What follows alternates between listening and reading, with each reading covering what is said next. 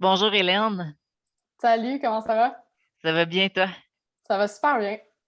Hey, je te remercie là, d'avoir accepté mon invitation. Ben écoute, ça me fait plaisir. Puis je te souhaite la bienvenue officiellement au coffre à outils RH pour mieux connecter, soit des entretiens inspirants de gens qui sont leurs propres ressources humaines, qui prennent leur place et sèment l'espoir. Donc, moi, je suis entrée en communication avec toi après Mhm. avoir lu une de tes publications sur LinkedIn, une Ouais, publication que tu as écrite v'là au il moins y a cinq. un mois à peu près, le 10 Ouais. octobre précisément. Qu'est-ce que le 10 octobre Le 10 est? octobre, c'est la journée mondiale de la santé mentale. OK. Est-ce que, puis la publication qu'on parle, elle a eu, je pense, 2455, si je me trompe pas, Ouais, 2755. ouais, 2755 réactions, 164 commentaires et 237 946 vues. C'est beaucoup de chiffres. Est-ce que c'est beaucoup pour toi? C'est énorme. Oh, oui, j'ai eu une autre publication qui a topé là-dessus, puis c'était une montée de lait, entre guillemets, contre l'offre d'emploi d'Olivier Primo, qui a eu un petit peu moins 2275 réactions, si je ne me trompe pas. Mais c'est rare que ça pogne autant en bon français, là. Ça a été surprenant. Je ne m'attendais pas à ça, surtout étant donné le sujet de la santé mentale. Là. On en a glissé un petit bout en prémisse, mais oui, je ne m'attendais pas du tout à ça. Puis moi, la santé mentale, c'est un sujet qui me touche particulièrement. Mhm. Cette publication-là, tu l'as fait un dimanche, mais malgré que ça a été un dimanche, ça l'a levé. Est-ce que Oui, tu voudrais nous la lire? On va bien partir sûr, avec ça va me ça. faire plaisir. Donc, ça va comme suit. J'ai osé faire mon coming out en entrevue et je ne parle pas de mon orientation. Là, les pros de LinkedIn diraient que je ne devrais pas publier un dimanche, surtout pas la veille d'un férié, à moins que je veuille que mes mots se perdent dans les confins algorithmiques de ce réseau social. Mais la vérité, c'est que notre santé mentale ne prend pas de pause. Pas même un dimanche, pas même la veille d'un férié. Il y a tout juste un an, alors que j'étais en pleine recherche d'emploi, j'ai eu un déclic. Lors d'une entrevue, on m'a demandé ce que je recherchais sur le marché du travail. En temps normal, j'aurais répondu de quoi du genre gagner en expérience, ce qui n'est pas tout à fait faux, mais pas tout à fait vrai non plus. Je voulais pas trouver qu'une description de tâche qui correspondait à mes compétences ou un gros nom à inscrire sur mon CV. En fait, j'avais surtout besoin d'évoluer dans un environnement de travail sain pour moi. Parce que j'ai souvent dit oui alors que je pensais non, parce que j'ai vécu du harcèlement psychologique au travail, parce que j'ai fait une dépression et probablement même deux, parce que j'ai un trouble anxieux généralisé, parce que j'ai trop longtemps accepté l'inacceptable. Un beau melting pot combiné à un retour imprévu dans le nid familial et, ah oui, une pandémie. Donc, comme un livre ouvert, j'ai parlé de tout ça en entrevue, deux fois plutôt qu'une même. En fermant mon écran, j'ai dit à mon entourage qu'il n'y avait aucune chance que j'ai un emploi, que ce soit d'une place comme de l'autre. J'étais convaincue que j'avais inconsciemment saboté toutes mes chances en parlant de ma santé mentale et de comment je vivais la situation sanitaire à de parfaits inconnus, sans vraiment mâcher mes mots ni mes mots. Mais j'avais été un mentor. J'ai eu une offre pour chacun de ces emplois, des emplois exigeant d'ailleurs une capacité à travailler sous pression. Et encore aujourd'hui, je me surprends à parler de mes collègues et patrons. Et encore aujourd'hui, je me surprends à parler à mes collègues et patrons quand ça ne va pas. Parce que sais-tu quoi? Je suis tellement plus efficace et performante quand je suis honnête envers moi-même et les autres. Aujourd'hui, 10 octobre, c'est la journée mondiale de la santé mentale. Gestionnaire, prenez soin de vous et de vos équipes. C'est votre ressource épuisable la plus importante. Moi là, c'est venu me toucher là, profondément en plein milieu du cœur là, quand j'ai lu ta publication. Merci là, de prendre du temps là, de la partager sur ma chaîne YouTube puis en balado aussi. Ouais, Euh, Écoute, souvent dans mes publications, moi je prône l'humain. Puis ouais, souvent en entrevue, on me disait c'est beau l'humain, mais la performance là-dedans, qu'est-ce qu'on en fait? On a des livrables pour les clients. Donc, souvent, ben pas souvent, mais parfois en entrevue, c'était soit l'humain ou les livrables. mais toi, à Ouais, la fin de ton texte, tu dis que tu es plus efficace quand tu parles de qu'est-ce qui va pas. totalement. Totalement, ça me libère l'esprit. Je sais pas si c'est parce que je suis en communication, puis tu sais, le fait d'écrire aussi, c'est très, très libérateur, très thérapeutique pour moi. Il y a beaucoup de gens qui utilisent cette technique-là, mais je me sentais vraiment libérée aussi parce que ce qu'on sait pas, c'est que, tu sais, ça va bien en ce moment dans le sens où j'ai une job, j'ai à manger, j'ai un toit sur la tête, mais comme pas mal tout être humain, j'ai mes petits problèmes, mes petits tracas du quotidien. À cette période-là, j'ai eu des nouvelles un peu plus plates, là, disons, au niveau personnel. Mais juste le fait d'écrire ça, de voir aussi qu'il y a du monde de ma job, chez mon employeur, qui ont reconnu, qui ont réagi, de voir que des des leaders d'opinion aussi se sont exprimés sur la question. Moi, tu sais, c'est pas tant une question de nombre de vues, nombre de likes, puis tout ça, tant mieux, ça fait avancer la discussion, mais c'est ça mon but au final, c'est de faire avancer la discussion parce que je pense qu'en 2021, après un an et demi, presque 2 ans de pandémie, de gens qui sais, je veux dire, le taux de dépression, d'anxiété, de stress, taux de suicide, tout ça, ça a augmenté dans les 18 derniers mois. Puis je pense qu'il est temps qu'on en parle en milieu de travail, puis pas juste des personnes qui sont plus à risque, que ce soit les policiers, les ambulanciers, les médecins, tout du monde, tu sais, qui vont porter secours, mais que c'est aussi possible que tu fasses un travail de bureau puis que tu sois aux prises avec des problèmes de santé mentale liés à ton travail ou même pas liés à ton travail. Moi, c'était pas lié à mon travail, j'étais au chômage à l'époque. Tu sais, je passais des entrevues, j'étais au chômage, j'étais finissante, diplômée, là, je me cherchais mon premier travail. Mais je savais que pour moi, c'était beaucoup trop important cette question-là que je pouvais pas outrepasser ça. Puis c'est pas un salaire ou des vacances ou n'importe quel avantage social qui allait faire en sorte que j'allais mettre ma santé en péril. Je préfère faire moins d'argent, mais être épanouie, puis pouvoir répondre à mes besoins primaires. Après, le reste, je vais travailler on the side pour combler ça à ma manière. Puis, je pense qu'il faut avoir une discussion ouverte là-dessus. Puis, ben là, ça a donné que on m'a posé la question de qu'est-ce que je recherchais. Puis à ce moment-là, c'est vraiment sorti tout seul. Puis sur le coup, je me suis dit, voyons, pourquoi tu as dit ça? Tu les connais pas, tu sais. Ils peuvent se dire, ben voyons, c'est sûr qu'elle sera pas capable de travailler, puis tout ça, parce que, tu sais, moi, je travaille en communication, puis c'est une job souvent qui exige de faire beaucoup d'heures, qui nécessite beaucoup de capacité de concentration, gérer plusieurs projets en même temps. Il peut y avoir une crise avec un client, des choses comme ça. Fait que là, je me suis dit, bon, ben ça y est, là, j'ai saboté toutes mes chances. Je m'en vais dans une grotte, je sais pas trop où. J'avais même appliqué, je me souviens, pour être surveillante d'école à l'époque parce que je trouvais pas d'emploi non plus. Puis, puis finalement, les deux me sont revenus en me disant pas de problème, c'est pas, on va faire en sorte que tu sois le mieux possible, tout ça. Fait que ça a été, ça a été une belle surprise de voir que j'avais ces deux offres-là, puis de voir que le milieu de travail était en changement.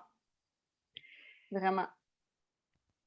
Quand, dans les conseils des spécialistes en entrevue, pour les gens qui donnent des conseils pour les entrevues, souvent, si tu fait une dépression, je pense qu'on apprend à être le plus politiquement correct là, dans Ouais, les entrevues euh, pour essayer de passer à l'autre étape. ouais.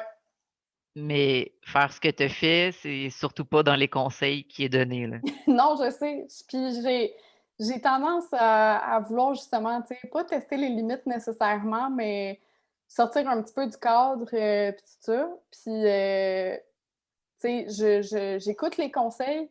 Est-ce que je les suis? Ça dépend. Tu sais, j'y vais vraiment au feeling. Je suis vraiment une personne très guidée par ses émotions. J'ai réalisé ça à travers les années, là. En fait, j'étais du genre vraiment brimer un peu mes émotions puis les cacher. J'ai grandi dans un milieu très masculin quand même, veux pas, là. Mes parents seraient peut-être pas contents que je dise ça, mais ils sont très ouverts sur la question, puis chaque fois qu'il se passait quelque chose, ils étaient là pour moi. Mais reste que j'ai grandi entourée de frères, puis avec c'est ça, des amis de gars, tout ça, où on parlait moins de ces choses-là. Puis même, bon, c'est sûr qu'à l'époque de mes parents, on parlait pas de santé mentale là, dans le milieu de travail. Mais il y a plein d'affaires dont on parlait pas non plus. On parlait pas de congé menstruel, on parlait pas d'équilibre travail-famille, on parlait pas de congé parental plutôt que de congé de paternité et maternité. Tu sais, c'est toutes des questions que je trouve que ça fait émergence de plus en plus. Puis, tant mieux si la pandémie a pu aider aussi à l'émergence de ces questions-là, mais maintenant, je pense qu'on est rendu au stade où il faut appliquer aussi, puis pas juste dire oui, oui, on est à l'écoute, puis on est flexible, mais dans le fond, on veut que tu fasses, que tu sois disponible de 9 à 4. Là, pour moi, ça, c'est pas de la flexibilité ou des choses comme ça. Puis, j'ai pas dit exactement j'ai fait une dépression ou je suis pas rentrée dans le détail parce que je considère quand même qu'il y a des choses qui m'appartiennent en entrevue, puis veux pas, il y a juste 30 minutes ou 1 heure dans une entrevue aussi, là. Fait que pour compter ma vie, ce serait un peu long. Mais, j'ai raconté comme tel comment, justement, j'avais vécu du harcèlement psychologique puis que ça m'avait affectée, que j'avais été rechercher de l'aide externe pour ça. J'ai parlé comment la pandémie, la situation comme telle me rendait plus anxieuse qu'à l'habitude. Puis je me rappelle quand j'ai accepté mon poste, je prenais de l'Accutane à l'époque, qui est un médicament, entre autres, pour l'acné. Puis ça peut avoir beaucoup d'effets sur justement le mental, l'Accutane. Et là, c'est rendu que je pleurais tous les jours, ça allait pas bien. J'ai fait une intoxication aux médicaments. Puis j'ai parlé directement à ma patronne en lui disant je sais pas, tu sais, peut-être que je devrais commencer plus tard, peut-être que c'est pas le bon moment, tout ça. Puis elle a été vraiment bienveillante, puis vraiment à l'écoute. Puis j'ai réalisé justement que c'était pas juste à l'entrevue qu'elle a fait ça pour faire joli, entre guillemets, là, puis me convaincre de prendre le poste, mais vraiment que parce que c'est ça la culture du travail, où est-ce que je suis en ce moment, puis c'est dans ce genre de milieu-là que je veux évoluer aussi, là. C'est une chose de parler d'empathie, de bienveillance, Mm. d'ouverture, mais l'application, c'est vraiment 2, là. Tout à fait. Puis je dis pas que c'est facile, mais pas du tout, là. J'ai fait un mémoire sur le sujet. Mon mémoire, c'était sur les journalistes qui couvrent des attentats à une échelle locale, puis comment on peut les aider au niveau émotionnel. Puis, tu sais, je prétends pas avoir des études en psychologie ou en gestion du travail du tout.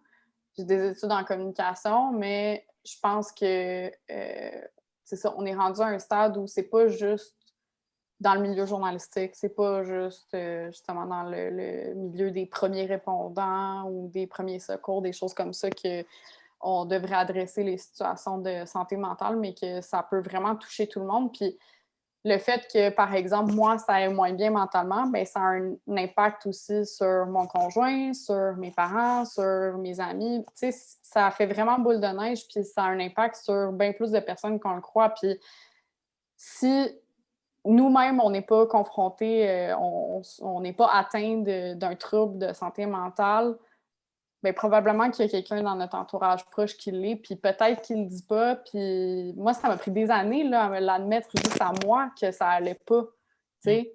Puis ça fait longtemps que je sais que ça va pas. Ma première dépression, j'ai été diagnostiquée à 18 ans, mais c'est sûr que ça s'est pas déclenché à 18 ans. Je sais très bien quand est-ce que ça s'est déclenché, puis c'était au début de mon adolescence, tu sais.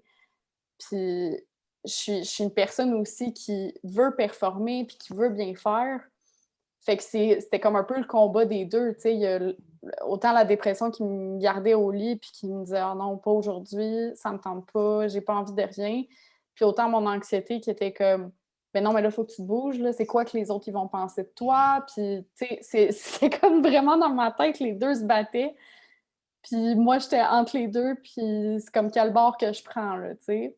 mais je pense qu'il n'y a pas de bord à prendre, c'est juste tu apprends à vivre avec ça. Puis, tu sais, c'est sûr qu'il y a des fois, il y a des périodes de l'année comme là, je te cache pas. En novembre, moi, je sais que c'est plus difficile. La météo, je suis une plante verte, là, j'ai besoin de soleil. Tu sais, fait que c'est plus difficile en ce moment.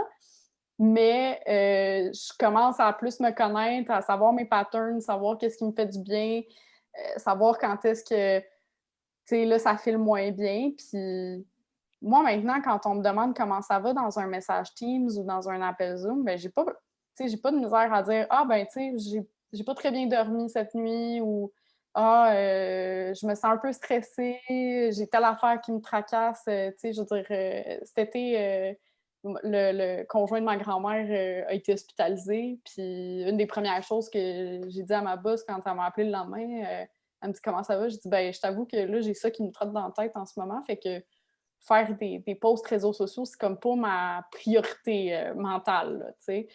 Puis je pense que c'est ça, il y a cette ouverture de plus en plus, là, mais forcément, ça va pas se faire du jour au lendemain. Ça, c'est sûr, c'est sûr.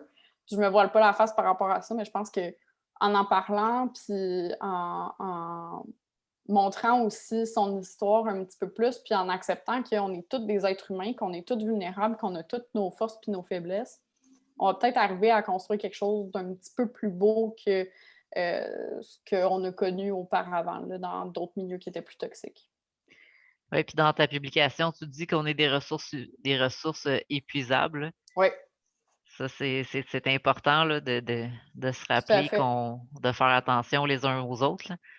Tout à fait. Je pense qu'il y a rien de mal à dire aussi en tant que collègue. Tu sais, des fois, on ne sait pas trop comment agir, comment intervenir, Mmh. mais il ne faut pas qu'on se mette la responsabilité d'être capitaine bonheur de tout le monde puis de soi, mais de pouvoir être à l'écoute des autres, de pouvoir, tu sais, juste prêter, tendre l'oreille, là. Des fois, ça peut changer une journée. Moi, une fois que c'est sorti, souvent, là, Mmh. ça va mieux, puis je suis correcte, je peux continuer ma journée, puis, tu sais, des fois, j'en fais des heures plus longues, justement, dans ces journées-là, parce que je me suis sentie libérée, puis j'en ai parlé, puis je suis transparente. J'ai pas l'impression, tu sais, d'être une imposteur. C'est ça, en fait, le problème, c'est que j'aurais eu l'impression que si j'en parlais pas, j'étais un imposteur.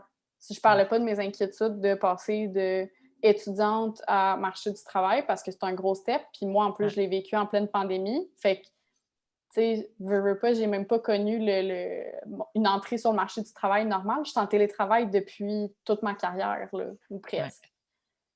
Fait que, tu sais, de parler de tout ça, je pense que c'est là qu'on va pouvoir plus engager les gens, puis qui auront plus un sentiment d'appartenance, qui seront plus collés aux valeurs de l'entreprise pour laquelle ils travaillent, puis qu'ils seront plus fiers de travailler pour ces entreprises-là, justement.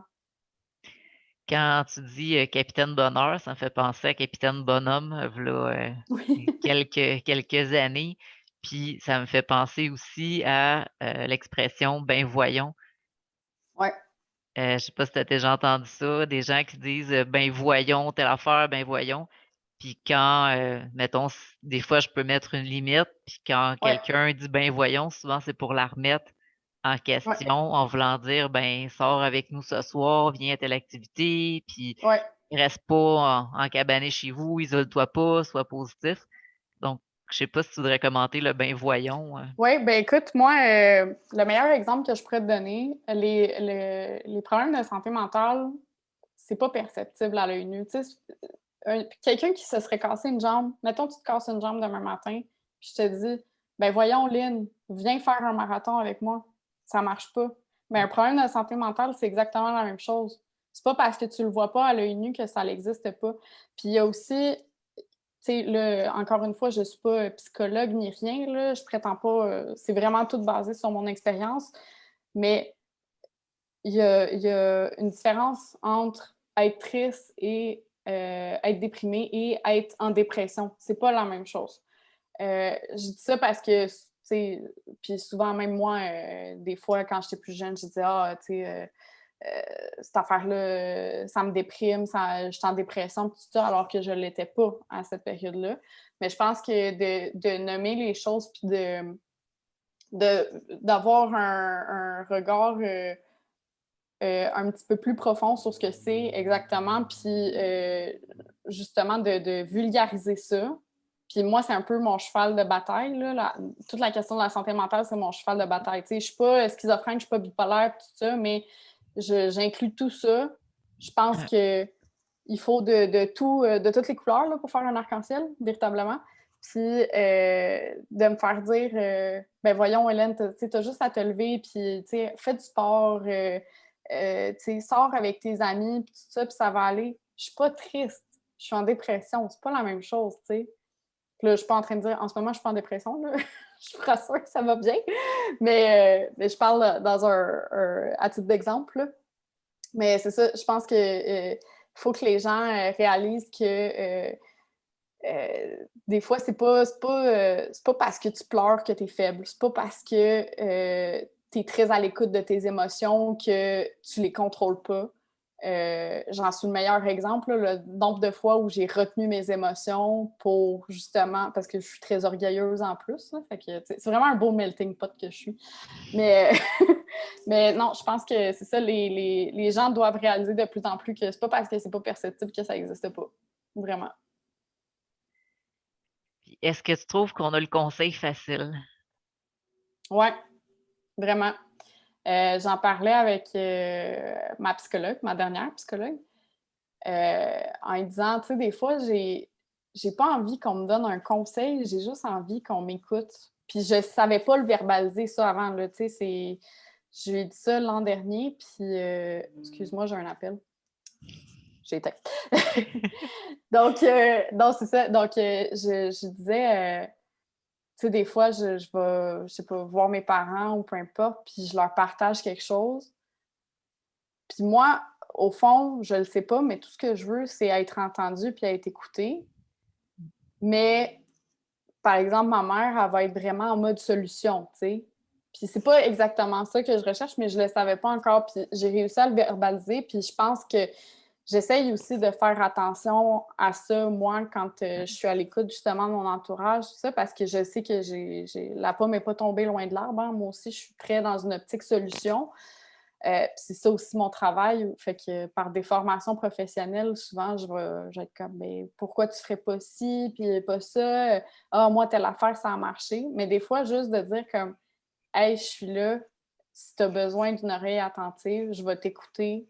Tu sais, je peux juste te flatter puis rien dire. Puis je pense que ça, le monde le réalise un petit peu plus, mais il ne faut pas avoir peur de le verbaliser, son besoin aussi, puis de dire j'ai pas besoin de savoir ton opinion puis qu'est-ce que tu ferais à ma place. J'ai juste besoin que tu m'écoutes puis que j'extériorise ça. Des fois, là, juste ça, ça peut vraiment aider. Là. Puis ça, c'est pour n'importe quelle affaire, là, pas juste les problèmes de santé mentale, mais n'importe quelle émotion. Là, je sais pas, t'es face à un choix difficile entre deux jobs, par exemple. Ben, tu sais, des fois, juste plutôt que la personne elle dise ah ben moi j'irai vers tel job parce que ça m'intéresse plus, les conditions de travail sont plus avantageuses, blablabla. OK, mais t'es pas moi. Mais je vais peut-être pas faire le même choix, tu sais. Fait que je pense que c'est les gens, en vulgarisant, ils mettent eux-mêmes, ils font eux-mêmes des connexions dans leur tête, puis ils, ils s'adaptent eux-mêmes à ce qu'ils voudraient entendre. Puis c'est ça, je pense qu'il faut pas dire non plus quelque chose en pensant ah, ben c'est ça qu'il veut entendre, fait que je vais lui dire ça. T'sais, je pense vraiment que des fois, juste te fermer la gueule, en bon français, ça peut être tellement plus gagnant que de l'ouvrir puis de dire qu'est-ce que tu penses. Vraiment. Toi, est-ce que tu es capable de t'offrir cet espace-là de toi à toi? Juste de J'essaie. t'accueillir, puis sans... J'essaie. C'est difficile. Euh, c'est un combat un peu de tous les jours parce que je suis une personne qui pense beaucoup aux autres avant de penser à elle-même. Puis j'apprends à dire, à dire non, à dire que j'ai le droit, moi aussi, de, je sais pas, prendre une vacance à ce moment-là ou de dire, OK, ben ce soir, non, je veux pas sortir, puis c'est pas parce que je veux pas voir mes amis, mais c'est juste, j'ai besoin d'être toute seule puis de me recentrer. Mais c'est sûr que j'essaye encore de trouver ma constante, mettons. Puis je pense que ça va me prendre du temps encore. Mais en même temps, c'est ça que je trouve de beau aussi, c'est que j'apprends à me connaître au fur et à mesure à travers ça. Puis je vois que plus j'avance, plus j'en ai à connaître, puis j'ai pas fini d'apprendre à me connaître. Fait que je pense qu'il y a une belle partie à ça, mais c'est sûr que j'ai l'impression que des fois, le monde sont tellement comme cadrés sur leur routine, puis c'est vraiment le lifestyle métro, boulot, dodo. Puis de plus en plus, moi, je réalise que je veux pas faire ça, tu sais, je veux pas vivre seulement pour ma job, puis je veux pas vivre seulement pour gagner ma vie, mais je veux vivre pour vivre. Puis, tu sais, j'ai des ambitions, des objectifs, mais si je les atteins pas, c'est pas grave. Tu sais, je veux dire, au final, là, on s'en va tous en même place. Tu sais, il n'y a pas de... C'est sûr que si je peux bien faire les choses, tant mieux, là, ce serait mieux. Mais je pense qu'il faut qu'on arrête de se mettre cette pression-là de performance. Puis, tu sais, en même temps, je te dis ça, mais c'est ça, je viens d'une famille qui est très performante. Tu sais, on a toutes des études de deuxième cycle universitaire. Euh, j'ai du monde dans mon entourage qui sont de l'école de les sciences, ça ouvre toutes les portes, va pas en sciences humaines. Moi, j'ai lâché mes sciences en plein milieu. Fait que j'en ai entendu des commentaires là-dessus, puis à me remettre tout le temps en question. Fait que ça a apporté du positif parce que je pense que c'est comme ça que tu évolues. Mais ça a apporté du négatif aussi parce que à un moment donné, j'ai pas envie d'entendre l'opinion de tout le monde sur mon parcours scolaire, puis mon choix de carrière, puis tout ça. Puis, tu sais, le nombre de fois que j'ai entendu ça fait quoi, ça, du monde en com, ça fait juste parler, puis tout. Puis non, je fais pas mal plus de choses que ce que vous pensez, puis je passe pas ma vie juste sur Facebook, puis tout ça, parce que sinon, ce serait plate un peu, je trouve, ma job. J'avais j'avais plusieurs idées, là, que ça soit comme entrecroisées. Ouais, je parle beaucoup, hein, je m'excuse. Non, non, c'est parfait, c'est super. En tout cas, moi, je trouve ça intéressant. Puis j'espère que les gens qui vont regarder, écouter, ça va les rejoindre. C'est juste que, c'est ça, des fois, ils Ouais. repartent, là. Est-ce que tu penses que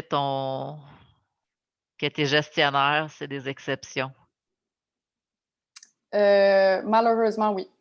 OK. En ce moment, encore. Je pense qu'on tend à avoir moins d'exceptions, mais je pense que mes patrons actuels, je retrouverais pas ça de sitôt si je changeais d'emploi ou puis j'aspire à, si jamais je me rends à un rôle de gestionnaire, être comme eux, tu sais, avoir cette empathie-là, cette bienveillance-là, cette compréhension-là aussi de l'autre. Je pense que, en quelque part, vu que je suis passée par là, j'ai déjà quelques acquis de plus que quelqu'un qui n'a aucune notion de ce côté-là. Mais oui, je pense que il y a encore beaucoup de travail à faire parce que on est dans une société de performance. Puis c'est correct, tu sais, oui, c'est bien performer, mais des fois, ça fait du bien aussi de vivre un échec. Puis là, je sais que ça va sonner bizarre pour certaines personnes, mais moi, je trouve que de un, j'aime pas ça l'avoir facile, là. J'aime ça être challengée, tout ça. Mais en plus de vivre un échec, je trouve que ça te ramène les pieds sur terre, puis ça te permet de donner une nouvelle perspective, puis c'est là-dedans que tu grandis. Fait que, tu sais, si t'es tout le temps number one, bravo, mais, tu sais, entre guillemets, t'as pas vécu grand-chose. Si t'as pas vécu un échec ou, tu sais, des passes plus difficiles. Puis, tu sais, je dis pas ça en jugement ou quoi que ce soit, puis je souhaite pas... je souhaite jamais que quelqu'un vive un échec comme tel, mais moi, pour avoir vécu certains échecs, c'est vraiment là que j'ai vraiment le plus grandi. C'est au moment où j'ai fait, OK, j'ai vécu ça, mais c'est correct. Je vais transformer ça en réussite, puis je vais travailler pour atteindre mon objectif quand même. Puis j'avais écrit un article justement sur euh, pour la journée de la santé mentale de Belle Cause pour la cause Ouais. l'an passé. Puis le titre, c'était « Abat la productivité ». Parce que j'ai réalisé justement avec ma psychologue que je disais souvent « Ah, ben, tu sais, aujourd'hui, j'ai pas été productive. » Parce que, bon, à l'époque, j'avais pas d'emploi, fait que... Puis elle m'a dit « Pourquoi tu tenterais pas de changer ton vocabulaire? » Parce qu'il y a pas juste la productivité, tu sais. Ta journée, elle peut être enrichissante, elle peut être reposante, elle peut être fructifiante, elle peut être divertissante.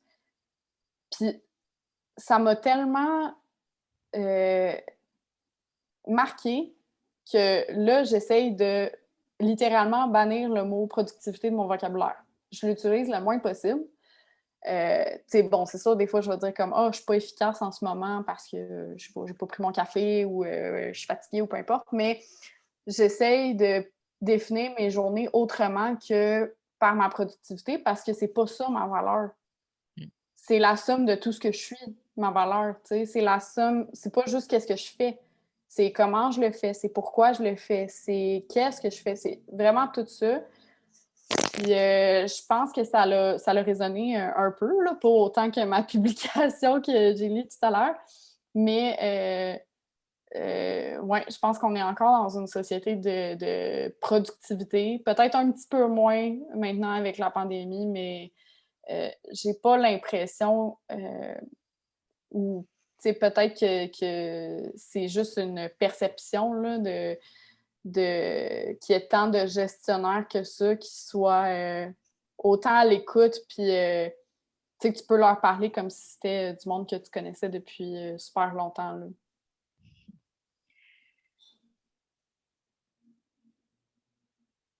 C'est bon là que moi je t'écoute puis je suis comme wow là, je suis contente d'entendre ça. Quand tu dis que t'aimes pas que tu bannis le mot productivité, mais en même temps, ce que j'entends de toi, c'est que tu es un cheval de course, là. T'aimes Ouais, ça, travailler sous pression, t'aimes ça, ouais, abattre l'ouvrage. Puis de ce que tu as dit un petit peu plus tôt, c'est que t'aimes ça parler des situations pour te libérer l'esprit, ouais, puis te concentrer davantage à ton travail. tout à fait. Tout à Donc, fait. fait que tu dis que t'es pas, t'aimes pas la performance, mais Ben, c'est pas que j'aime pas la performance. J'aime ça, performer. Puis, tu sais, c'est con, là, mais je suis perfectionniste pour de vrai, là. Ça m'est arrivé de le dire en entrevue, puis en disant, je sais très bien qu'on dit pas ça en entrevue, mais, tu sais, on en parlait tout à l'heure. Je suis pas... je défie un petit peu les limites et je fais un peu qu'est-ce qu'on dit de pas faire. Mais je pense que c'est pas juste ça qui me définit, tu sais, à la fin de la journée. Je vais avoir passé 8 heures au travail, mais qu'est-ce qui se passe des autres heures, des 16 autres heures? Est-ce que je suis un cours? Est-ce que je travaille sur mon podcast personnel? Est-ce que je vais juste écouter une série? Tout ça. Puis je pense que euh, je suis le genre de personne qui a pas peur du travail, qui a pas peur d'avoir une grosse charge de travail. J'en fais souvent plus que ce que le client demande, puis je compte pas mes heures. Mais il y a des fois où je me dis, OK, ben là, tu sais, je peux terminer un peu plus tôt aujourd'hui parce que j'ai eu une grosse semaine, je suis un peu plus fatiguée, puis hey, ce soir, tu sais, j'ai le droit de me prendre un verre de vin, puis j'ai le droit de me gâter avec une série ou d'écouter Occupation Double parce que je mets mon cerveau à off puis que ça me fait du bien, tu sais. Je pense que c'est là aussi le, le paradoxe, puis tu sais, je pense que ce serait de se mentir de dire que durant les 8 heures où tu travailles, tu es complètement productif 8 heures. C'est impossible. Moi, j'ai jamais connu une journée comme ça. Puis il y a des journées où j'ai travaillé 9 heures, il y a des journées où j'ai travaillé 10 heures. Puis je suis pas en train de dire que j'étire le temps pour retirer puis charger plus à mes clients ou peu importe, là, pas du tout. Mais dans un rôle créatif aussi comme le mien, veux pas, j'ai besoin d'un temps de réflexion, tu sais, j'ai besoin de me mettre dans la peau de mon public, la peau de mon client. Puis des fois, mon idée, elle va m'arriver super rapidement. D'autres fois, ça va me prendre 2 jours, tu sais. Puis c'est pas une question de longueur ou peu importe, là, ça me prend souvent moins de temps à écrire un article que parfois un post pour les réseaux sociaux ou trouver un slogan ou des choses comme ça, tu sais. Puis des fois, ça va m'arriver que je vais avoir l'idée dans la douche le matin ou, en me faisant des toasts ou tout ça. Puis je pense que il faut de plus en plus, justement, avoir ce chemin de pensée de c'est pas parce que t'es pas 8 heures derrière ton écran que tu travailles pas nécessairement puis que t'es pas productif, tu sais. Parce que moi, le nombre de fois que je me suis couchée au lit puis j'ai fait ça y est, je l'ai trouvé, qu'est-ce que je voulais dire au client puis tout ça. Puis là, je me prends la note pour, tu sais, je réponds pas nécessairement à un courriel tout de suite ou de quoi, mais je me prends la note pour en parler demain matin à mes collègues ou peu importe. Mais ça, tu sais, c'est pas du temps que je facture. Sauf que je suis quand même productive, tu comprends? Fait que Ouais. c'est vraiment, je trouve, notre rapport à la productivité puis à la performance qu'on doit changer. Je dis pas qu'il faut qu'on arrête d'être performant puis tout ça, il faut quand même que roule l'économie, là, veux pas.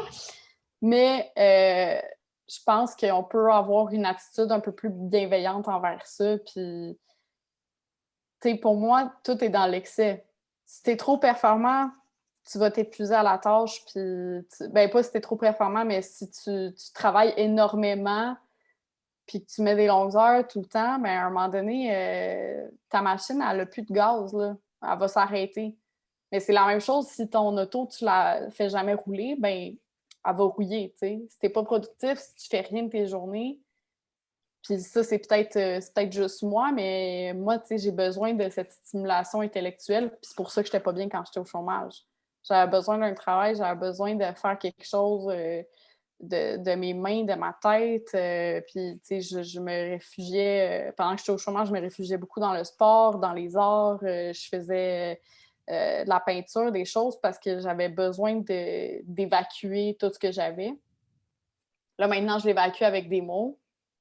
Puis, ça se peut que, c'est ça, comme je te dis, tu sais, j'ai pas l'idée du premier coup, puis que habituellement, tu sais, ça me prend, je sais pas, 3 heures écrire un article, puis là, finalement, ça va m'avoir pris 2 jours. Des choses qui arrivent. Mais je suis pas une machine, tu sais, je suis pas Google. Je suis pas un robot ou quoi que tu fais juste rentrer une commande, puis c'est fait, puis c'est tout le temps constant. Puis je pense que c'est ça, c'est ce rapport-là à la performance que j'ose croire qu'on peut changer un petit peu, là. Si les gens parlaient plus de leur météo intérieure, de comment ils sont, est-ce que tu crois que ça reporterait un petit peu plus d'aller chercher un avis de médecin pour dire un arrêt de travail? Ben, tu sais, là, si tu regardes les dernières nouvelles, l'an passé, les demandes d'assurance pour psychologues, puis tout ça, ça l'a largement augmenté, là. Fait que je pense que oui, certainement. Ça, tu sais, juste le fait de dire je suis stressée par ce projet-là, j'ai besoin d'aide sur telle affaire, je suis pas confiante sur quoi que ce soit ou, tu sais, là, ça va pas parce que, je sais pas, j'ai perdu mon chien ou, tu sais, j'ai eu un accident d'auto ou quoi, là. Tu sais, des fois, ou même, tu sais, je suis juste malade, là. Genre, le nombre d'entreprises dont j'ai entendu des histoires de comme tu rentres même si t'es grippé, même si tes enfants sont malades. Tu sais, on parle beaucoup. Olivier il avait fait une publication sur c'est quoi la pire question que vous êtes fait poser en entrevue. J'ai des collègues qui se sont fait demander tes enfants sont souvent malades? Tu sais, qu'est-ce que tu fais si tes enfants sont malades? T'es mère monoparentale, tout ça. C'est quoi que ça a à voir avec mes compétences, tu sais? Je veux dire, je devrais pas devoir choisir entre une job puis mon rôle de parent, puis comme moi qui n'a pas d'enfant en ce moment, mais je devrais pas devoir faire plus parce que j'ai pas d'enfant, puis pouvoir permettre aux autres qui ont une famille d'avoir plus de flexibilité. C'est pas vrai, ça. C'est plus un équilibre travail-famille, c'est un équilibre travail-vie personnelle.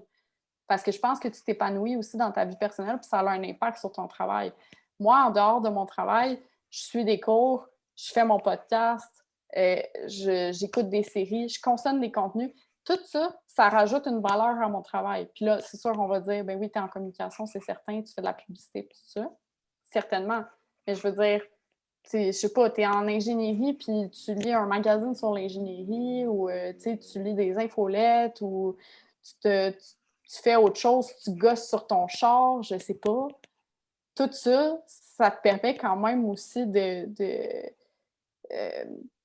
concrétiser un petit peu justement tes acquis, puis de les déployer autrement que juste derrière ton ordinateur en télétravail dans ton appartement, tu sais.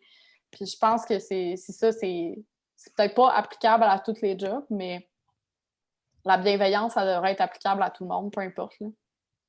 Que peu importe ta couleur de peau, peu importe ton orientation sexuelle, peu importe ton genre, peu importe que tu aies des enfants, que tu ne veuilles pas en avoir, que tu en aies eu, que tu en aies perdu, que, tu sais, on s'en fout de ça.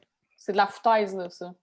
Puis moi, je fuis ces entreprises-là comme la peste, là. Celles qui sont gérées comme ça, là. Moi, qu'on me demande si je veux des enfants ou si je prévois en avoir 20 autres parce que j'ai 25 ans, it's a no-go, là, directement.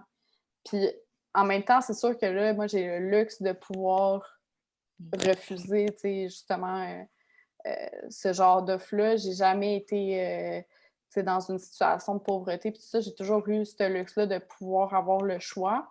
Mais je me suis toujours dit, tant que j'ai le choix, je choisis une job qui me convient au niveau de la charge mentale, puis dans laquelle je suis épanouie. Je préfère faire tellement moins d'argent, mais être épanouie à la job que faire le double de mon salaire actuel, mais être tout le temps stressée, pas avoir de vie personnelle, me tourner les pouces, tout ça, tu sais. Ça m'intéresse pas. De l'argent, tu sais, j'ai toute ma vie pour en faire, là. C'est quoi les indices en entrevue que tu as perçus pour t'ouvrir puis parler de qu'est-ce que tu vivais à l'époque? Écoute, ça s'est passé très naturellement pour mon entrevue pour la job que j'occupe actuellement. Euh, En fait, c'est idiot, mais c'est une montée de lait que j'ai faite sur LinkedIn qui a fait en sorte que j'ai eu cette entrevue-là parce que justement, j'avais envoyé je ne sais pas combien de candidatures. Je pense une trentaine ou une quarantaine de candidatures, puis j'avais pas de réponse. Puis j'étais vraiment dans ce que j'expliquais dans ma publication, c'est que je me retrouvais dans un fossé où j'avais trop d'études et pas assez d'expérience, supposément, parce que malheureusement, il y a des entreprises qui ne reconnaissent pas les stages comme expérience professionnelle, ce que je trouve aberrant, mais ça, c'est un autre sujet. Mais, c'est ça, donc j'ai dit ben, en attendant qu'il y ait quelqu'un qui me rappelle, puis que ce soit le gouvernement pour aller surveiller des enfants à l'école ou une job sur laquelle j'ai appliqué, ben, je travaille sur des petites affaires, je fais mon propre site, puis ça. Puis ben, ma boss actuelle est tombée sur cette publication-là. Elle m'a écrit, elle m'a dit « J'aimerais ça qu'on se parle. » On s'est parlé le lendemain, je pense, j'ai eu mon entrevue, puis elle m'a dit « Comment ça va? » Puis j'ai dit, ben écoute, je vais être honnête avec toi, là, parce que tu as quand même vu, tu m'as trouvé à cause de cette publication-là qui, je le cache pas, était une montée de lait. Ça va très moyen en ce moment, tu sais. Ça fait 3 mois que je suis en recherche d'emploi, mon téléphone ne sonne pas. Puis, tu sais, j'ai senti que ça l'a fait rire, mais pas dans le sens où elle trouvait ça drôle, mais dans le sens où elle est comme, OK, tu sais, elle n'est pas gênée de me dire ça, puis j'ai dit, je te cache pas que là, à l'époque, moi, j'étudiais à Sherbrooke, mais j'étais revenue chez mes parents pour travailler à Montréal. Puis là, j'ai dit, tu sais, 5 ans en appartement, puis là, tu reviens chez tes parents, c'est une adaptation, puis tout ça. Puis je pense que, tu sais, sans nécessairement nommer, puis dire, hey, j'ai fait une dépression, puis ça allait pas bien, puis j'étais au 4e sous-sol. Elle a quand même compris que, tu sais, j'étais quand même nerveuse, puis tu sais, je te cache pas que là, je sais que j'ai pas beaucoup d'expérience, je sais que j'ai beaucoup d'études, ça me fait peur un petit peu le marché du travail, c'était pas dans mes projets tout de suite. Moi, j'avais prévu voyager, là, avant que la pandémie, elle arrive, là. Puis, pour l'autre offre, donc sur laquelle j'avais appliqué, il m'avait tout bonnement posé la question, dans le fond, raconte-nous un événement en milieu de travail plus conflictuel là, que tu as connu, puis comment ça s'est réglé. Puis là, ben, moi, j'ai parlé de ma dernière expérience de travail qui me revenait en tête. Et j'avais vécu du harcèlement psychologique de la part de mon ancienne patronne. Puis, ben, j'ai dit, c'est plate à dire, mais c'est quand même ça le plus gros challenge que j'ai vécu en milieu de travail. Puis, parce que je trouve que de un, ça n'a pas sa place. Puis, elle s'est mêlée de choses qui ne la concernaient pas. Elle a répandu des rumeurs, tout ça. Puis, j'ai dit, comment ça s'est réglé? Ben, j'en ai parlé au patron. Puis, moi, mon but, c'était pas nécessairement qu'elle soit virée ou quoi, mais c'est juste que on ait un milieu de travail qui soit pas toxique, puis que ça me tente de me lever le matin puis d'aller à la job. Tu sais, que j'aille pas à reculons, puis je pense, puis tu sais, c'était une job étudiante, là, fait qu'il savait très bien que je pouvais m'en passer, tu sais, je comptais pas là-dessus, mettons, pour payer toutes mes affaires, j'avais de l'argent de côté, puis tout. Puis je pouvais me trouver une autre job aussi ailleurs. Mais je pense que ça faisait longtemps que j'étais là, j'avais un poste plus haut placé, puis j'étais responsable d'équipe, fait que je pense qu'ils voulaient me garder quand même.